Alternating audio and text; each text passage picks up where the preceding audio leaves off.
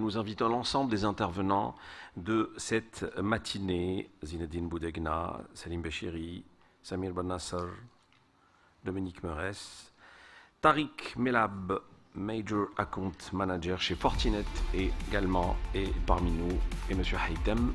Je vous en prie.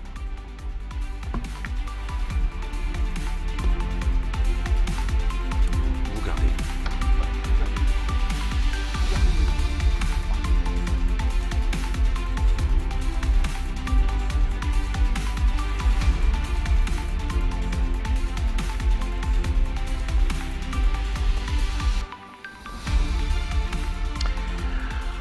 Très bien, le QR code s'est affiché, vous avez été nombreux et nombreux à poser vos questions et je vous assure qu'il y en a tellement, il y a de quoi tenir toute la journée. Allez, donc je mets carrément de côté mes questions et je pose les vôtres. C'est des questions directes, donc on va être aussi très rapide dans les réponses directes aussi, vous pouvez vous compléter entre vous. Vu la gravité des risques en matière de cybersécurité et les défis auxquels les entreprises sont confrontées, pour s'y adapter, ne serait-il pas judicieux de développer un modèle architectural technique qui sépare physiquement les services et systèmes internes de l'entreprise et ceux destinés à être exposés? Qui souhaite se jeter à l'eau en premier? Et je vous assure que ça sera l'immersion par la suite.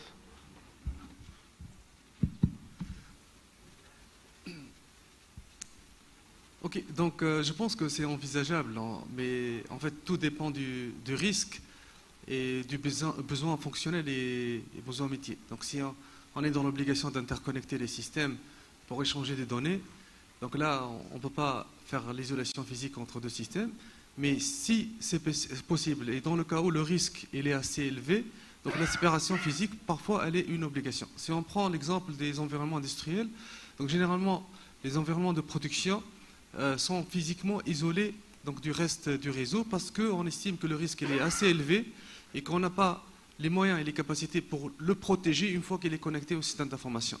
Mais le problème vient du fait que parfois on a des systèmes qui sont isolés, mais parfois on est dans une situation là où on est obligé à interconnecter les systèmes parce qu'on a une couche d'analyse de données qui a été ajoutée, un échange de données, et là on risque donc de connecter des systèmes qui sont mal protégés à un système d'information qui est connecté à Internet, d'où indirectement on est en train de les exposer. Donc la séparation physique, elle est envisageable, comme j'ai dit, en fonction s'il n'y a pas un besoin fonctionnel d'interconnexion, et dans le cas où on a un système qui sont hautement critiques, et là on le trouve très souvent dans les secteurs de l'énergie, on le trouve dans un secteur critique, essentiellement dans le monde de l'industrie. Très bien. Existe-t-il une loi en Algérie qui oblige les entités à mettre en place une infrastructure de protection et aussi de communiquer sur les attaques?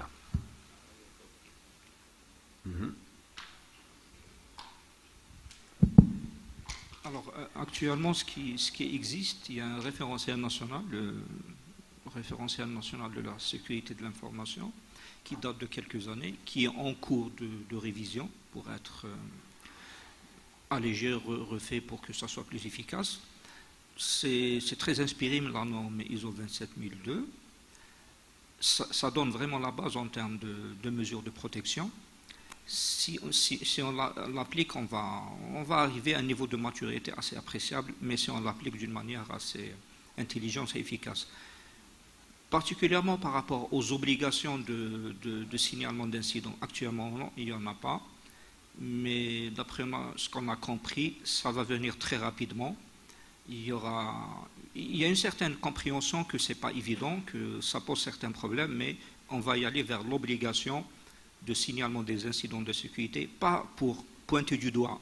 C'est une victime, il est là pour être supporté, mais pour qu'on ne laisse pas sous le tapis des problèmes de sécurité qui vont s'aggraver avec le temps. On doit signaler et demander l'assistance. Très bien. Si vous souhaitez compléter un élément de réponse, ne vous gênez pas. Juste pour compléter, effectivement, c'est très important aujourd'hui de communiquer. On l'a vu dans les présentations depuis ce matin. L'information est centrale et lorsqu'on garde une attaque secrète ou sous couvert de confidentialité, c'est une information qui peut bénéficier à l'ensemble du secteur. à ses collègues et à l'ensemble du pays. Donc il faut vraiment pouvoir mettre en avant le fait, au-delà d'une sensibilisation, une obligation de communiquer. D'accord. Les attaques de type Stealer sont difficiles à détecter. Quelles sont les orientations pour détecter ce type d'attaque manuellement? Je répondrai sur le non manuel. Ce qui est important, c'est l'effet d'attaque. D'accord. Si j'ai effectivement fait un skiller, non, mais normalement, vous m'entendez Voilà, pas. c'est bon, ça va avec votre micro. Donc le skiller, c'est le moyen. Par contre, à partir du moment où je fais une attaque, ça veut dire quoi? Ça veut dire que je suis dans l'infrastructure, j'ai fait une violation d'identité, et donc si je me limite aux droits de la personne, ça va être probablement restreint. Hein. Si par contre je commence à faire de la découverte, typiquement le Nmap, d'accord, commencer à découvrir l'infrastructure, si je commence à faire de l'élévation de privilèges, voilà, c'est là où on a une capacité de détection d'une anomalie, et c'est cette anomalie qui va permettre de dire attention, on a effectivement une violation d'identité. Pour ceux qui sont intéressés, je vous encourage à regarder la littérature de Teapot. Teapot, c'est un Anglais de 17 ans qui s'est fait arrêter à Liverpool au mois de décembre l'année dernière. Il avait 2 défauts. Le premier, c'est qu'il n'aimait pas payer quand il jouait en ligne. Et la deuxième chose, c'est que c'est lui qui a attaqué le site d'Uber. Et vous verrez comment, à 17 ans, il a attaqué Uber par ce type d'attaque. Très intéressant. Ok. Alors, que pensez-vous des entry-level jobs pour les nouveaux ingénieurs? Et puis la formation pour ça. Je peux en parler. En fait, faut qu'on donne. En fait, on a beaucoup d'ingénieurs en Algérie. Nos universités forment beaucoup d'ingénieurs. Je pense que toute entreprise devrait contribuer à leur donner des possibilités de rentrer dans l'entreprise pour qu'ils puissent avoir l'occasion de se former et aussi donner leur, innover à l'intérieur de l'entreprise. Donc les job entry, je pense que c'est important. Et même dans mon entreprise, on essaye de prendre des stagiaires et aussi prendre des juniors pour qu'ils puissent apprendre et qu'on peut créer les prochains analystes et spécialistes du futur. Oui. Si je peux rajouter juste un point par rapport à cela.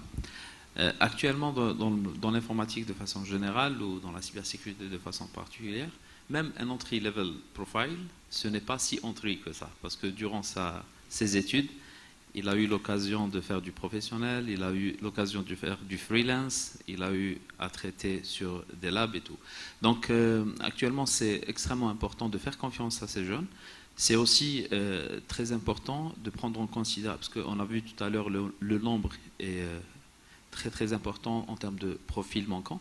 Donc c'est extrêmement important de considérer ce qu'on appelle la reconversion de carrière.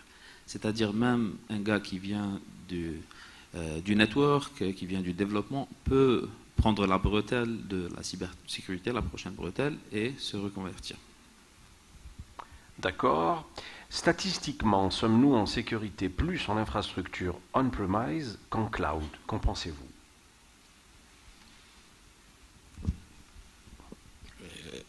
Sur cette partie-là, c'est vrai qu'il y a un grand débat, pas seulement en Algérie, mais dans le monde. Aujourd'hui, je pense que la vraie distinction, elle n'est pas dans le on-premise ou dans le cloud. Elle est dans les capacités à l'entreprise, à l'organisation, de mettre en œuvre sa sécurité. Si elle n'a pas les moyens ou les compétences de mettre en œuvre sa sécurité, effectivement, elle peut la déléguer à une entité tierce qui sera sur le cloud, avec toutes les contraintes réglementaires auxquelles il faudra s'adapter. Mais l'idéal, si j'ose dire, c'est vraiment de pouvoir, on-prem, chez elle, pouvoir mettre à niveau, pas que techniquement, mais aussi avec les compétences humaines, et investir dans la qualité de ses ingénieurs et de son personnel pour pouvoir la mettre à niveau. D'accord. Oui, Salim, bien sûr. Je peux compléter. En fin de compte, il faut avoir une approche assez pragmatique. Quand on parle on-premise cloud, pas nécessairement cloud à l'étranger, on peut avoir du cloud ici en Algérie. Est-ce que l'expertise nécessaire, est-ce que les ressources qualifiées nécessaires sont présentes au niveau de l'entreprise, au niveau de l'organisation? C'est la première question à se poser. Parce qu'à la fin, est-ce que c'est plus sécurisé de le faire en interne ou le sous-traiter? Si on n'a pas la compétence, si on n'a pas l'expertise, si on n'a pas assez de ressources, et c'est le cas malheureusement ailleurs, mais surtout ici en Algérie, en connaissant le contexte, en fin de compte, on n'a pas le choix. Le choix qu'on a, c'est de identifier ce qui est externalisable, ce qui peut être sous-traité chez des professionnels qui sont, par définition, c'est leur métier, ils ont le focus sur ça, ils ont l'expertise nécessaire, il faudra les challenger bien sûr, et garder en interne, garder tout ce qui est on-premise sous son contrôle, mais en mettant les moyens à la fois technologiques, mais surtout humains, pour assurer un niveau de sécurisation adapté à ces actifs, à ces informations qu'on considère tellement importantes et sensibles qu'on ne va pas externaliser leur sécurisation. Très bien. Je peux rajouter? Oui, bien sûr. En fait aussi, il ne faut pas comparer on-prem et en cloud. Je pense que le choix d'aller en cloud, généralement, c'est pour des raisons business, c'est plus stratégique. Mais si on va dans le cloud, l'approche de la sécurité va changer. C'est pas comme on-prem. Ça veut dire, il ne faut pas dire qu'on va dans le cloud, ça y est, vous êtes sécurisé. Il y aura d'autres challenges que vous allez rencontrer dans le cloud. C'est une autre attaque surface que les adversaires vont essayer d'exploiter et essayer de récupérer vos données aussi. Mais l'approche sera différente. Ça veut dire que si vous allez dans le cloud, il faudra former vos ingénieurs qui comprennent la sécurité dans le cloud. Ils comprennent c'est quoi la responsabilité, parce que c'est une responsabilité partagée par le cloud provider et vous. Il faut comprendre ce qu'est votre responsabilité et former vos ingénieurs pour qu'ils puissent utiliser le cloud d'une manière plus sécurisée et vous protéger. Ok. Moi, je pense qu'on peut être mieux protégé sur le cloud et parfois on est mieux protégé sur le cloud. En fait, la plus grande différence vient que si on a tout le système en interne, parfois on a des difficultés à gérer la sécurité, à mettre en place les moyens, à recruter, à maintenir les systèmes, alors que les fournisseurs cloud peuvent mutualiser tout ça et fournir donc un niveau de sécurité plus élevé. Donc ça c'est possible. Bon, sauf que en migrant du local vers le cloud, donc on perd plus ou moins un certain contrôle sur notre système et on perd parfois, on risque donc certains risques sur nos données. Donc, mais les entreprises, lorsqu'ils vont essayer donc d'aller dans ce sens-là, tout d'abord, ils doivent se mettre dans la tête que l'approche de sécurité qu'ils sont en train d'adopter en interne doit être gardée sur le cloud. Si j'ai une politique de mot de passe appliquée en interne, elle doit être aussi appliquée dans le cloud. Parce que parfois, il y a ceux qui ont cette perception pour dire, voilà, les données, mes systèmes sont le cloud, donc le fournisseur s'en occupe. Non, ces données, ces systèmes appartiennent à votre système d'information, donc il faut appliquer les mêmes mesures de sécurité et veiller à ce que ces systèmes aussi soient bien protégés. Et il faut aussi délimiter les responsabilités entre le client et les fournisseurs cloud. Et là, cette responsabilité, elle varie d'un mode SaaS, IaaS et PaaS. C'est-à-dire que si on est dans le mode SaaS, c'est que voilà, le fournisseur il est responsable sur la protection réseau, OS, application, et protection aussi donc des données, mais le client il est responsable sur les accès et sur aussi la protection de ces données. Si on est en mode plateforme as a service, ou bien infrastructure as a service, là aussi, donc il y a plus de responsabilité sur le client. Et là, on trouve ce problème-là lorsqu'il y a un incident. Donc il y a une attaque, toujours le client il a une tendance à blâmer le fournisseur parce qu'il n'a pas bien protégé l'infrastructure, et le client qui va blâmer le prestataire qui va blâmer le client, soit disant que c'est toi qui as été fautif.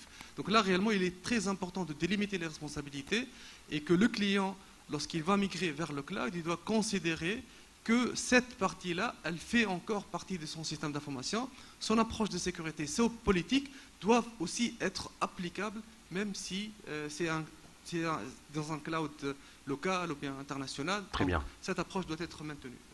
Voilà, alors une question qui me fait sourire, parce que c'est tout le monde qui se la pose sans arrêt. Monsieur Messi, tout à l'heure, vous avez parlé que certains pays interdisent l'utilisation de WhatsApp pour la communication.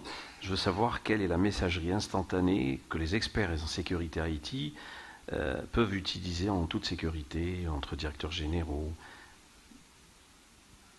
pour garder la confidentialité. Bon, on ne va pas faire de pub pour telle ou telle plateforme, mais bon. Mais je crois que, j'en ai parlé sur l'exemple de ça, il faut faire attention.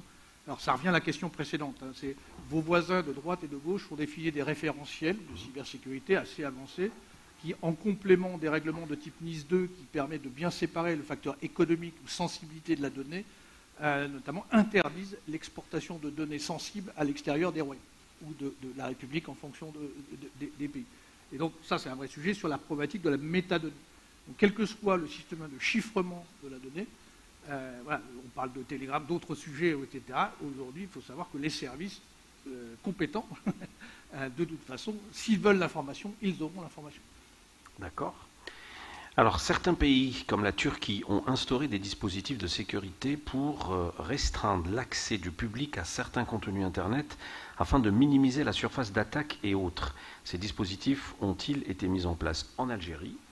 Et dans quelle mesure peuvent-ils être efficaces compte tenu de l'utilisation possible de VPN?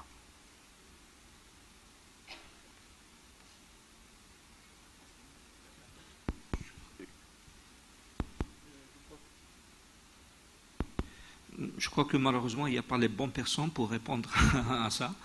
Tout le monde a son avis, a son constat, mais on ne peut pas s'avancer sur ça. Ça, c'est mon avis, je ne sais pas pour les autres. Non, je voudrais juste partager une actualité, malheureusement, un peu, vous savez qu'en Nouvelle-Calédonie, il y a des événements en ce moment, et pour la première fois, le réseau TikTok a été interdit. Et du coup, le taux de fréquentation de TikTok a doublé en France, sur la France métropolitaine, puisque ça fait de la pub pour les jeunes en disant « mais pourquoi c'est interdit? Ça doit être bien intéressant ». Donc voilà, c'est compliqué. D'accord. Est-ce que les différentes applications de messagerie installées sur son PC sont des menaces pour le volet des informations?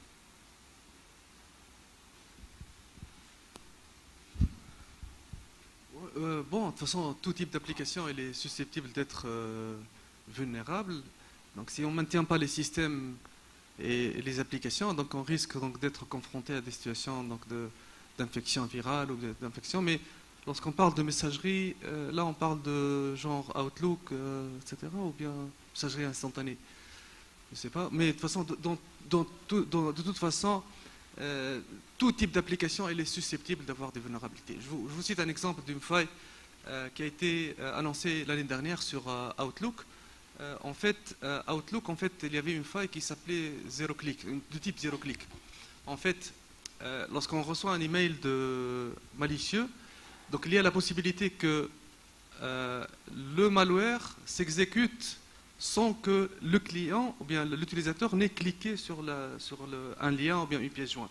En fait, ça vient d'une exploitation. Donc, les attaquants sont en train d'exploiter une faille au niveau du client Outlook qui permet d'infecter les postes sans forcément avoir une interaction qui est faite par l'utilisateur. Là, c'était une faille très critique qui a été très utilisée par des attaquants pour infecter. C'est-à-dire que le fait que l'email, bien l'entête s'affiche au niveau de la boîte de réception, et l'email est téléchargé dans la boîte sur Outlook, et sans même cliquer ou bien ouvrir l'email, donc il y a l'infection qui se passe. Donc là, ça montre que n'importe quel type d'application, n'importe quel client email, client de messagerie instantanée, une fois qu'il est vulnérable et que les attaquants sont au courant de cette vulnérabilité et ils ont le moyen d'exploiter, c'est qu'on est exposé à des risques d'infection.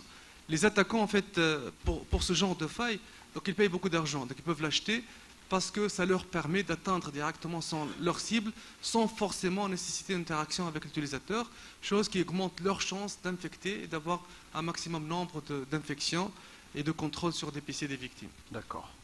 Avec les hébergeurs algériens et le nombre avec lesquels les entreprises sont obligées de travailler, sommes-nous confrontés à subir des emails spam et blocage d'autres mails légitimes, ce qui nuit à l'image de la société? Nous voulons comprendre cette politique et qu'est-ce qu'il faut faire pour améliorer l'hébergement en Algérie.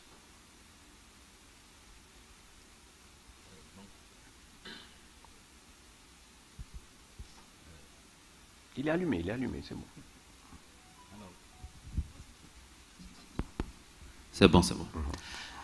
Donc, en fait, les hébergeurs, eux aussi, doivent travailler leur sécurité, d'accord? Et je rebondis justement sur le référentiel national de la sécurité de l'information, auquel tout le monde doit adhérer. Voilà, exactement. Et si vos hébergeurs respectent les standards de sécurité, vous n'allez pas vous retrouver dans ce genre de situation. Bien sûr, je parle aussi, vous avez aussi vos responsabilités, votre responsabilité, vous avez aussi des choses à faire à votre niveau. Donc c'est pour ça que la responsabilité, elle est partagée. Et en termes d'image de marque, c'est pour ça que la sécurité de l'information, elle est tellement liée à votre stratégie entreprise. Donc une attaque peut vous nuire, bien sûr, que vos emails soient archivé, enfin classé dans le spam aussi peut nuire. Et c'est pour ça, actuellement, la sécurité de l'information, ce n'est plus une question technique, mais c'est une question d'ordre stratégique. D'accord. Oui, vous voulez rajouter des éléments? Juste pour continuer, effectivement, en fait, il ne faut vraiment pas voir la sécurité de l'information comme l'apanage d'une entité ou d'une personne ou de la DSI ou de votre hébergeur. C'est vraiment une chaîne. Et lorsqu'un maillon de la chaîne est friable, c'est par là que la menace va rentrer. Donc on parlait de l'hébergeur, on parlait des organisations, des entreprises qui doivent avoir leurs propres moyens de sécurisation et une sensibilisation des utilisateurs aussi. Parce qu'aujourd'hui on se rend compte que le premier mode d'entrée, lorsqu'il y a une cyberattaque, ce n'est pas à travers l'équipe technique, mais l'utilisateur lambda.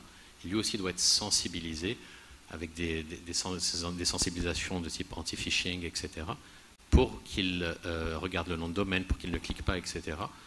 Et c'est ça aussi qui va participer à la réputation de l'entreprise, au fait de la nuire ou pas. Ok, donc cette question elle est très importante parce que ça me ramène aussi à la question de la responsabilité. Est-ce que l'hébergeur est responsable sur la protection des emails des clients ou non? Donc là, c'est une question qui est très importante. Bon, la majorité des hébergeurs sont en train de faire un effort pour aider leurs clients à se protéger en appliquant certains filtres anti-spam. Malheureusement, si on utilise des outils un peu basiques qui ne sont pas très sophistiqués, ça va donner que des emails légitimes sont bloqués et des emails qui ne sont pas légitimes atterrissent dans la boîte mail. Mais ce que je recommande honnêtement, c'est que ce genre de solution, ça coûte de l'argent. Et si on veut l'offrir gratuitement, donc ça va être réellement une charge assez lourde sur les hébergeurs. Donc ils ont qu'à ajouter une offre commerciale, un service de nettoyage ou bien de filtrage des emails. Parce qu'une solution gratuite, ça va donner ce genre de problème. Donc, quant à investir dans une solution professionnelle, commerciale, et vendre ça aux clients qui veulent acheter une protection pour leur boîte mail, sachant que les mails, ça reste le vecteur numéro 1 en termes d'attaque et en termes d'infection. Très bien. D'après les données partagées, la majorité des cyberattaques de la semaine dernière ont été enregistrées dans des pays hors pays émergents, Afrique, bien que les pays ciblés soient généralement considérés comme hautement protégés en matière de cybersécurité. Trouvez-vous cela normal? Je vais juste répondre sur la partie origine, je crois que ça a été présenté tout à l'heure. Attention aux attaques par rebond, parce qu'on prête à beaucoup de pays d'être à l'origine d'une attaque, alors qu'en fait ils sont juste un relais. Je pense que il y a 15 jours, c'est la GS2E en Côte d'Ivoire qui a découvert qu'en fait 4 serveurs étaient relais d'une attaque très importante en cours. Ils n'y étaient absolument pour rien, si ce n'est qu'ils ne surveillaient pas leur trafic TLS. Et donc malheureusement, effectivement, il y avait des évasions qui servaient. Après, tout pays aujourd'hui a une sensibilité à la cyberattaque. Et après, c'est un rapport économique, malheureusement, ou un rapport politique des enjeux entre l'attaque et qu'est-ce que je viens attaquer, qu'est-ce que je viens chercher comme information. D'accord. Si je peux compléter, ce que j'ai bien compris, c'est par rapport aux cibles d'attaque qui sont plus ou moins les pays dits développés. Je crois qu'il y a deux choses qui peuvent expliquer cela.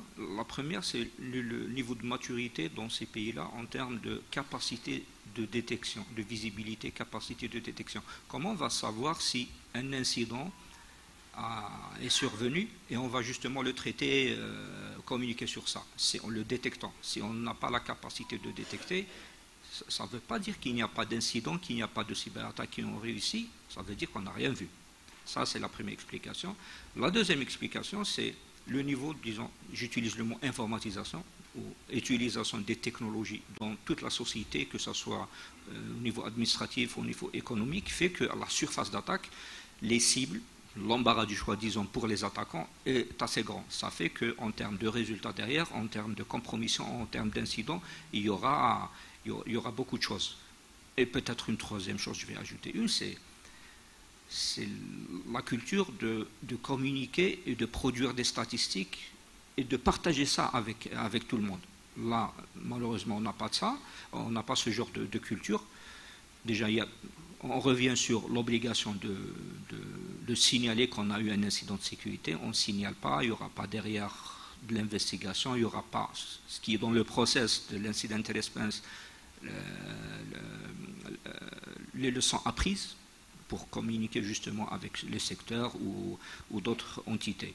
Tout ça fait que ça ne veut pas dire qu'on est mieux sécurisé, tout le monde le sait, simplement qu'on ne détecte pas assez, et ça c'est un gros problème. Si on voit la maturité dans les pays dits en voie de développement, il y a des niveaux de protection assez appréciables. Si on revient à tout ce qui est framework, mécanisme, Protect, il y a les briques, pas nécessairement bien optimisées pour être vraiment efficaces, mais tout ce qui est Detect, Respond, c'est vraiment quelque chose de rare qu'on trouve ça. C'est uniquement dans les grandes sociétés ou les entités matures. Si on n'a pas la capacité, je me répète, de détecter, on ne saura pas qu'on est attaqué, il n'y aura pas de statistiques derrière.